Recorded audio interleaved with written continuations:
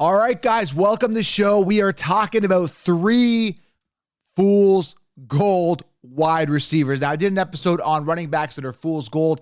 Early round running backs. We're talking about earlier round wide receivers that are fool's gold. What does that mean? It means that these guys may bust this year. So you got to be careful because the consensus, the consensus, the mainstream liars are telling you to draft these guys with relatively high draft capital.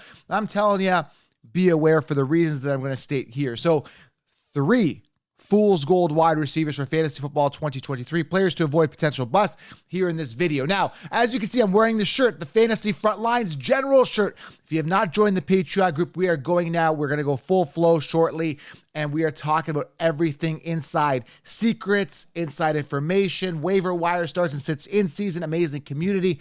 Join the front lines, guys. I've linked it below, and grab the 60-round draft solution, sleepers, breakouts, optimal players drafted each round, everything you guys need.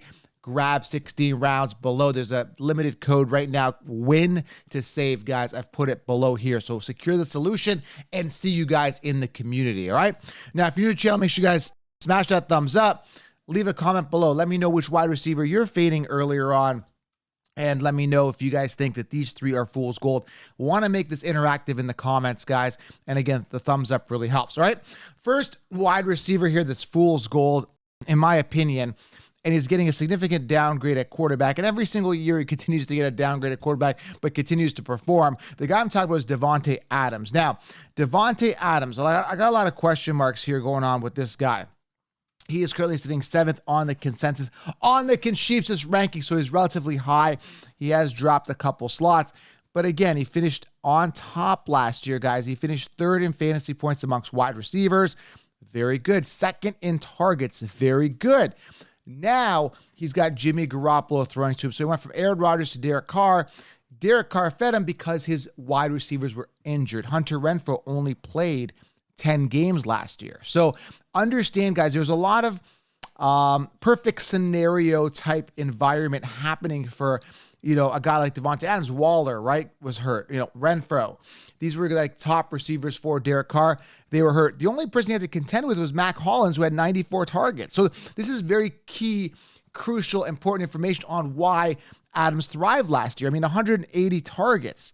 Okay, he was 2nd in targets. That's a lot of targets. Again, there's no one else to throw to. 100 receptions, 1,500 plus yards, 14 touchdowns. Amazing on the touchdown aspect. Now he's getting a downgrade at quarterback. So let's talk about it. Jimmy Garoppolo. I looked at his kind of like pinnacle year, and it was 2019 where he played a full season, 16 games, had 476 attempts. He was 27 touchdowns to 13 interception ratio. 27 touchdowns what he threw in his kind of like his pinnacle year. And now they drafted a round 2 guy in Michael Mayer. So they've got another target there. They brought in Jacoby Myers. They got Austin Hooper there. They've got some other options. And of course, you can't forget about Josh Jacobs as well, who last year had himself his fair share of targets. So I'm looking at this offense now. I'm looking at a guy like Devonte Adams. I'm thinking to myself, okay, he's going to be a high draft capital. You're probably looking at easily 2nd round pick here, late 1st round. And people are going to draft him as a wide receiver 1. Can he be a wide receiver 1? Sure. Yes, he can. But I'm telling you right now, I'm looking at all the factors and all the variables here with Devonte Adams going into 2023. I'm telling you, there's a huge downgrade at quarterback. I'm looking at a quarterback who's never really taken a receiver to the top, right? I mean, if you look at his 2019 year, his top receiver was George Kittle, and he peaked at 107 targets. So, 85 receptions, 5 touchdowns. This is George Kittle. Emmanuel Sanders that year, 2019, was his 2nd target with 97 targets. So does he feed a particular player that much and make him a fantasy star? I haven't seen it yet, right? So Jimmy G's in there. Obviously he's going to try to make a case for himself, make things happen. He's going to want to rely on Adams quite a bit.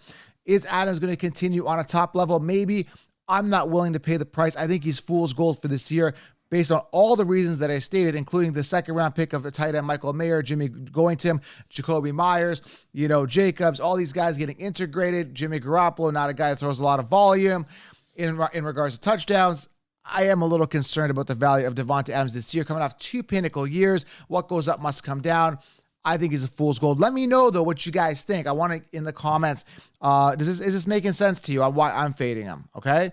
Big downgrade at quarterback. Okay, second player here. I'm not going to dive into too much. I just have one thing to say about this guy. The guy I'm talking about is T. Higgins. I believe he's going for a contract year. He's ranked 12th right now in the Conchiefs, finished 19th last year. This is, again, one point I'm going to make on T. Higgins. Actually, there's a couple points here, but the one main thing I want you to understand here with him, yes, contract year, he's going to get paid, whatever. He may want to get paid. Are they going to be able to afford him? Probably not. But here's the thing, right? He is a wide receiver too. And when I'm looking at, like, right now, Calvin Ridley is ranked behind him. A guy like Calvin Ridley has way more upside with Trevor Lawrence throwing the ball and a chance to be the wide receiver one. There's a ton of other wide receivers you can get later that are primed to be wide receiver ones where you know for a fact that T. Higgins is a wide receiver too. And to put this into context last year, okay, he finished 19th, which isn't very good. What ends up happening here that's funny is that Jamar Chase only played 12 games. Okay, this is very, very important. And Jamar Chase had 134 targets, 12 games. Let me repeat this. Jamar Chase, 134 targets, 12 games. Logically, you would think that Higgins, who played 16 games, would have more targets than Jamar Chase because he played more games. Not the case. 109 targets, 7 touchdowns. He had over, I believe, 1,000 yards. Again, safe numbers. But going into this year, ranked 12th amongst wide receivers on the consensus, on the Conchiefs rankings. Guys, I mean, I'm not paying a top 12 price on a guaranteed wide receiver too. There's no way. No way. And this is the mistake that people make. This is why 16 rounds is a game changer, because we fade players that are not atop of their depth charts, okay? So, T. Higgins, fool's gold to me, way too expensive for a wide receiver too. No way. And the third guy here, definitely fool's gold. The guy's on TV on The Masked Singer singing songs. I mean, he sounded good, but that's not the point. The point is Keenan Allen is 31. That's the guy I'm talking about. I'm fading him, sitting 17th on the consensus rankings. This guy finished last year? 41st on the consensus rankings, played only 10 games. Unacceptable, guys. 31 years old. He's supposed to be the wide receiver one, but let me tell you, here's a sleeper for you. Quentin Johnston, a guy who's strong, a guy who's fast, a guy who's big. I love Quentin Johnston as a late round stash over a Keenan Allen earlier rounds. Now, you're not going to have to pay a second round for Keenan. He's going to fall third, fourth round, whatever. But the fact is, people are going to draft him thinking he's a wide receiver one. Very well could be, but I don't trust him. I think he's total fool's gold. He's 31. Mike Williams only played 13 games last year. He played 10. Eckler thrived. He's the one that got 100, whatever, some odd, what do you have? 127 targets, 107 receptions. And Eckler's going to decline too because the wide receiver core was injured. So, again, I don't trust Keenan Allen. And prior to this injury season last year, if you look at it earlier on in his career, he did get injured multiple times. And now he's 31 years old. Again, I'm not excited. I know Herbert's coming up for a contract year. Can be exciting. He's going to rely on Allen, which I get. But Quentin Johnston was drafted for a reason. They got to leverage their young guy. They got to use him. I'm not sold on Keenan Allen at all. He's out there doing Masked Singer. He knows his career's done. I know his career's done. Do you know his career's done? Either way, if he comes out and has a pinnacle year and finishes top 10, I don't care.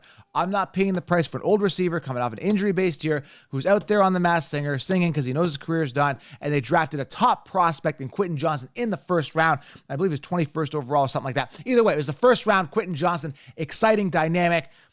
I'm not going to pay Keenan Allen price. There's no way. Fool's gold for me. So Keenan Allen, T. Higgins, Devonte Adams, 3 players that could be absolutely fool's gold, relatively high ADPs that are going to not give you a good return on investment in your fantasy football teams. All right. So take what you can with that information. If this is making sense to you, make sure you guys join the Fantasy Frontlines for inside information, waiver wire, starts and sits, live Q&As, exclusive videos, and get the 16-round draft session. I've linked it below to dominate your draft and be light years ahead of the competition. And again, light years is only my gap here with my hands. Actually farther than this, but the screen only holds that much. But you're going to be light years ahead of the competition. I'm going to keep saying this because I kind of use this analogy with my hands sticking out for light years, but it's farther than that. That's how far you're going to be way ahead of the competition. Get 16 rounds. All right, guys? I'm going to keep the content rolling for you daily. Subscribe, thumbs up, follow on IG at Fantasy Football Counselor, and see you in 16 rounds. We'll talk soon. I'm out.